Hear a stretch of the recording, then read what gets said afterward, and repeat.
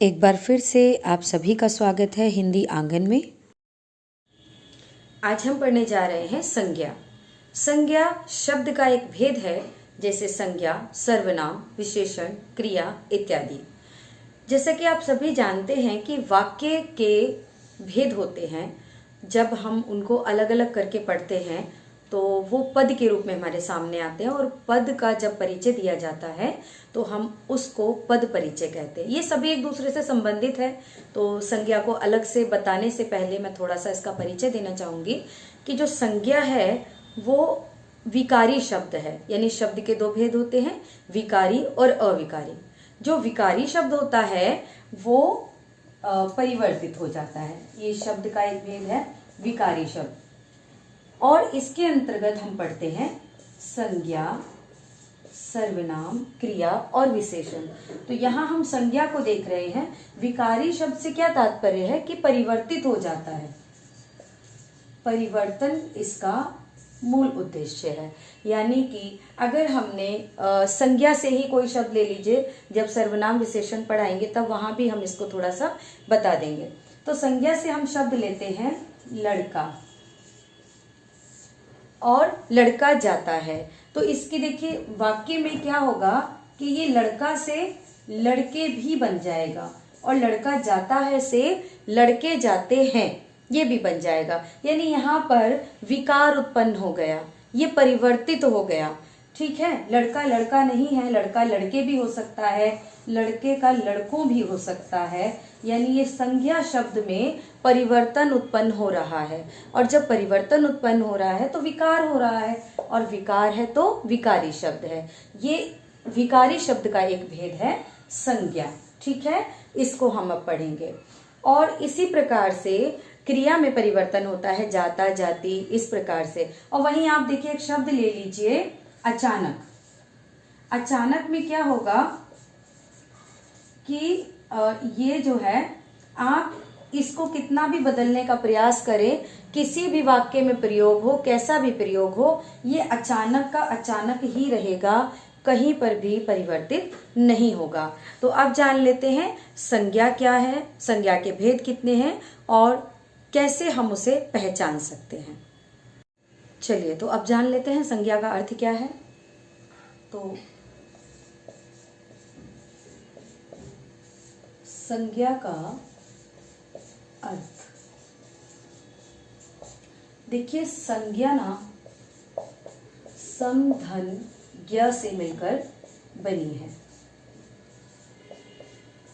ज्ञ का अर्थ होता है ज्ञान, और सम का अर्थ होता है सम्यक। तो इस प्रकार संज्ञा का अर्थ हुआ वह शब्द जो हमें सम्यक ज्ञान कराए, यानी सम्यक ज्ञान कराने वाला शब्द। सम्यक ज्ञान कराने वाला शब्द संज्ञा कहलाता है। ये हो गया संज्ञा का अर्थ। संज्ञा का महत्व भी बहुत बड़ा है। संज्ञा के बिना भाषा का निर्माण नहीं हो सकता, वाक्य का निर्माण नहीं हो सकता। ये बहुत महत्वपूर्ण शब्द है, क्योंकि संज्ञा जो है वो उद्देश्य है, पूरे वाक्य का प्रधान संज्ञा होता है। तो संज्ञा के अर्थ के बाद अब जान लेते हैं संज्ञा की परिभाषा।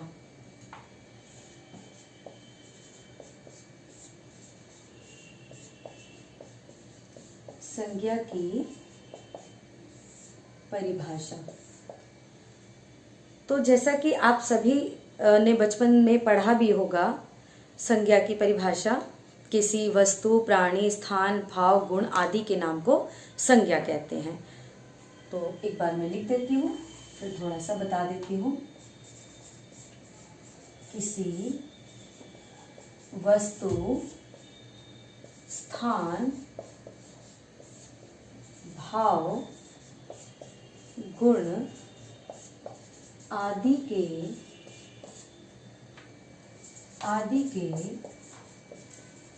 नाम को संज्ञा कहते हैं। देखिए, परिभाषा तो हम सभी ने बचपन से पढ़ी होती है, लेकिन उसका अर्थ नहीं समझा होता है लगभग।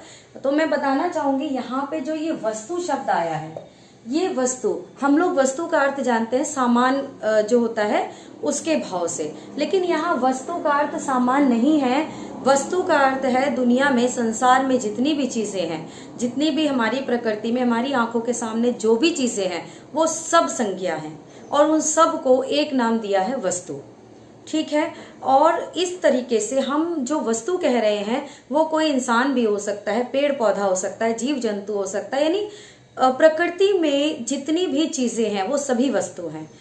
और स्थान, जो भी स्थान आपको दिखता है, ऊपर नीचे दाएं बाएं यहाँ वहां, गहराई ऊंचाई, जहां कर कुछ भी हो, जो स्थान का बोध करा है वो स्थान हो गया।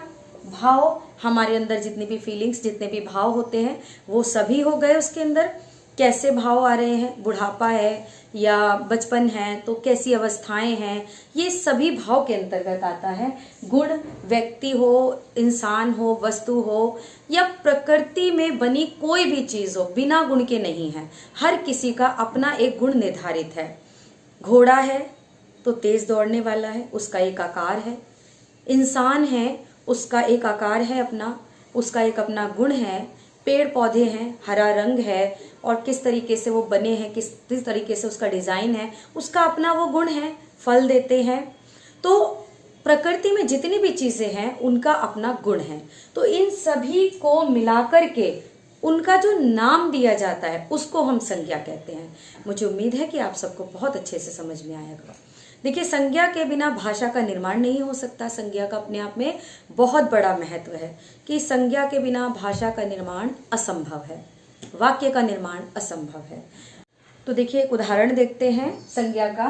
राहुल पुस्तक पढ़ता है। इस वाक्य में जो ये राहुल शब्द आया है ये यहाँ पर संज्ञा है। ठीक है, राहुल पुस्तक पढ़ता है। वाक्य के अंतर्गत हम अगर संज्ञा कहें तो राहुल ही होगा, लेकिन अलग अलग से अगर हम कहें तो पुस्तक भी हमारी एक प्रकार की संज्ञा है। दोनों में भेद क्या है? तो संज्ञा जो है वो दो प्रकार की मानी। यहाँ पे अभी हम भेद नहीं पढ़ रहे हैं, प्रकार नहीं पढ़ रहे हैं, मैं बस थोड़ा सा आपको एक इसमें अंतर बता रही हूँ कि प्राणीवाचक और अप्राणीवाचक। अप्राणीवाचक, जैसा कि आप सभी जानते हैं, राहुल एक जीवित है, सांस लेने वाला जो पद है वो प्राणीवाचक के अंतर्गत आएगा। और जो किताब है ये हमारी एक ऐसी वस्तु है जो निर्जीव है, जिसके अंदर श्वास नहीं है, तो ये आएगी अप्राणीवाचक के अंतर्गत।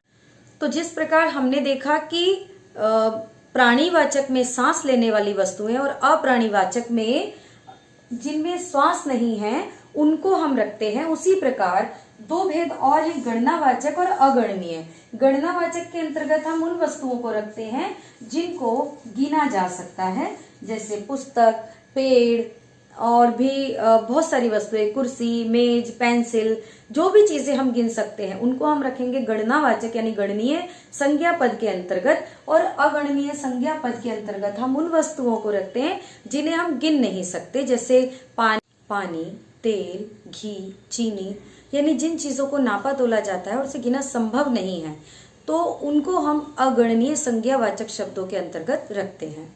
तो इस प्रकार से हमने देखा प्राणीवाचक, अप्राणीवाचक, गणनीय और अगणनीय संज्ञाएं।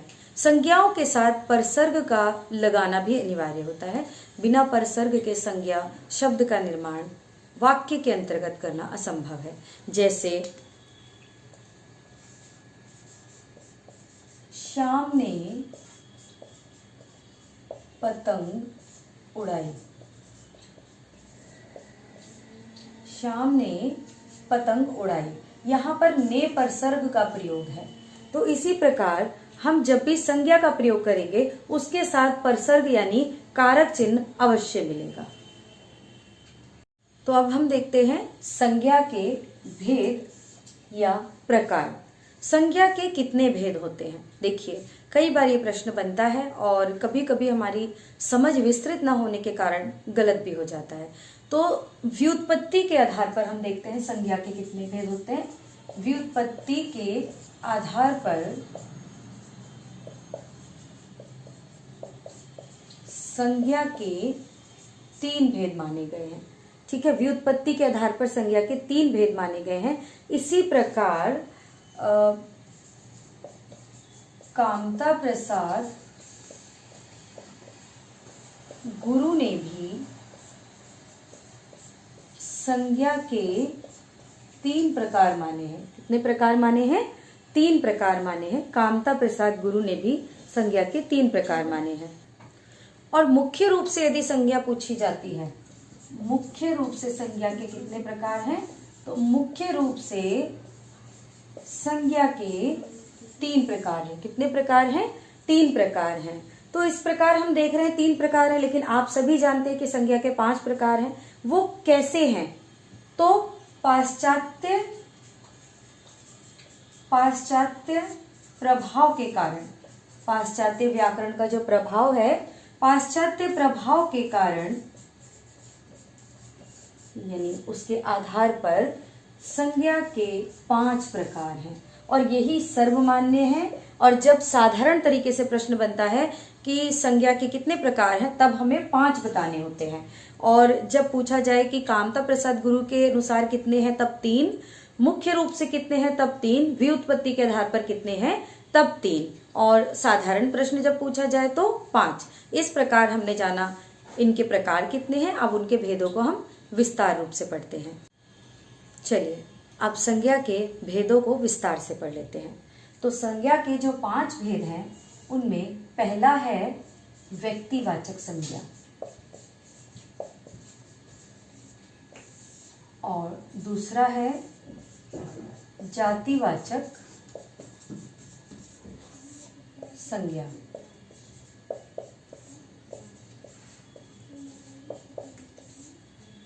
तीसरा है द्रव्यवाचक संज्ञा। चौथा है भाववाचक संज्ञा और 5वां है समूहवाचक या समुदायवाचक संज्ञा।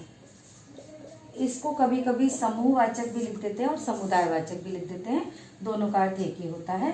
तो ये जान लेते हैं कि किस तरीके से इनको हम पढ़ेंगे। व्यक्तिवाचक क्या है, जातिवाचक क्या है, द्रव्यवाचक क्या है, भाववाचक क्या है, इन सभी के बारे में जानते हैं।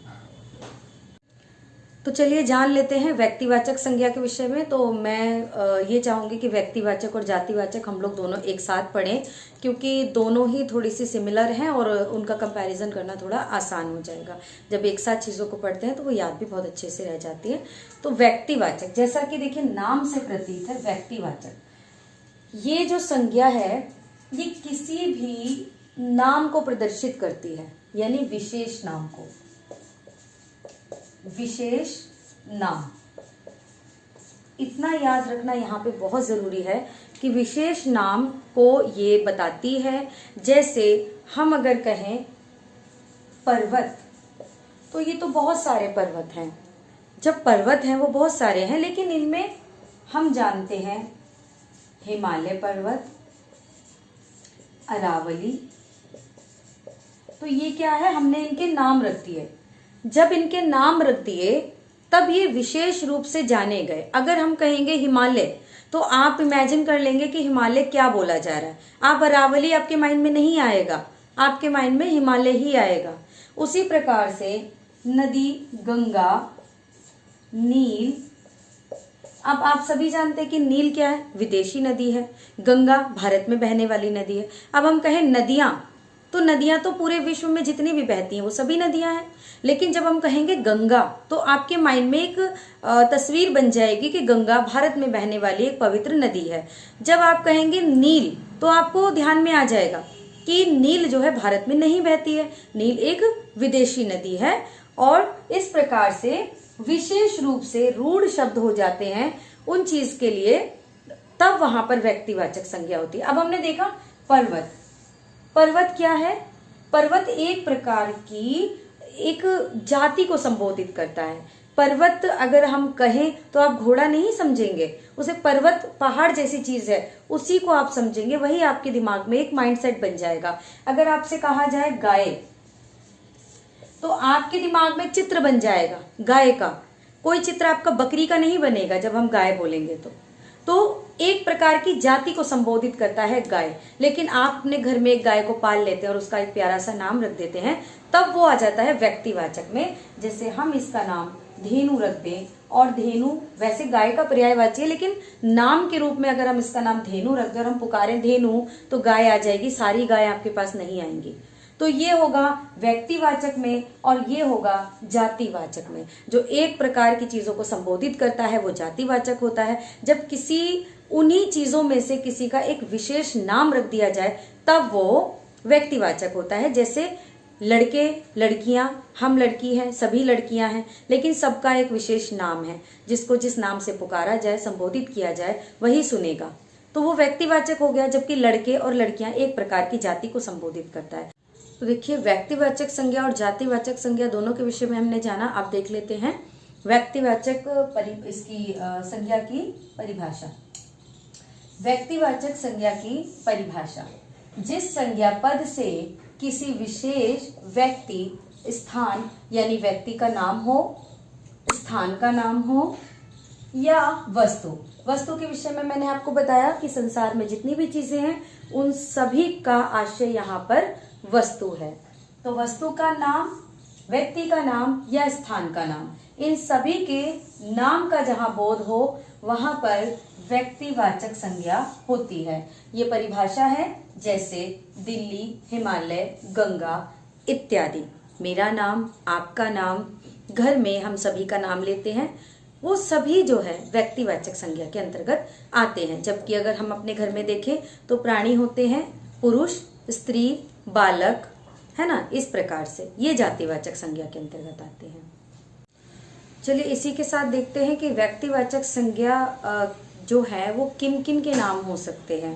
तो देखिए, व्यक्तिवाचक संज्ञा में सबसे पहले जितने भी व्यक्ति हैं इस धरा पर उन सभी के नाम व्यक्तिवाचक संज्ञा के अंतर्गत आते हैं। दूसरा है दिशाओं के नाम, पूर्व, पश्चिम, उत्तर, दक्षिण, पूर्वोत्तर, ठीक है, दक्षिणोत्तर या पश्चिमोत्तर, कुछ भी आप जो दिशाओं के नाम दे रहे हैं वो सभी व्यक्तिवाचक संज्ञा के अंतर्गत आते हैं। तीसरा है आपका देशों के नाम, ठीक है, जितने भी देश हैं, भारत है, पाकिस्तान है, रशिया है, अमेरिका है, जो भी देश हैं सभी देशों के नाम जो है व्यक्तिवाचक संज्ञा। ये है राष्ट्रीय जातियों के नाम। राष्ट्रीय जातियां अर्थात जैसे किसी की पहचान होना, भारत में रहने वाला भारतीय, रशिया में रहने वाला रशियन, अमेरिका में रहने वाला अमेरिकन, तो ये जब शब्द आएगा ना तो ये भी जातिवाचक के अंतर्गत ही होगा, भारतीय, ठीक है, सॉरी, व्यक्तिवाचक के अंतर्गत होगा। भारतीय क्या है? हमारा व्यक्तिवाचक संज्ञा है। आगे ये राष्ट्रीय जातियों के नाम है। तो इस प्रकार देखिए, समुद्रों के नाम, जितने भी हमारे समुद्र हैं, अरेबियन सी, अरब की खाड़ी, ये सब हो गया। पर्वतों के नाम, हिमालय पर्वत, अरावली पर्वत, जितने भी हमारे दुनिया में जितने भी संसार में पर्वत है उनके जो विशेष नाम है वो। नगरों के नाम जैसे दिल्ली, कलकत्ता, बम्बई, नागपुर, यानी जितने भी नगर हैं उन सब नगरों के नाम। और इसी के साथ पुस्तकों और समाचार पत्रों के नाम, यानी जो पुस्तकें हैं जैसे भगवत गीता हो गई, रामायण है, महाभारत है, पंचतंत्र है, बीरबल की कथाएं हैं, यानी जो भी पुस्तकों के नाम हैं वो सभी व्यक्तिवाचक के अंतर्गत आती हैं। और उसके साथ साथ समाचार पत्र जैसे उद्दंड, मार्तंड है, और नव भारत टाइम से अभी आपके चल रहे हैं अमर उजाला जो है, दैनिक जागरण, दैनिक भास्कर, जितने भी समाचार पत्र हैं वो सभी व्यक्तिवाचक के अंतर्गत आते हैं। और उसके साथ साथ ऐतिहासिक युद्धों और घटनाओं के भी नाम जो है हमें मिलते हैं व्यक्तिवाचक के अंतर्गत, जैसे प्लासी का युद्ध, जलियांवाला हत्याकांड, पानीपत का युद्ध, ये सभी व्यक्तिवाचक संज्ञाएं हैं।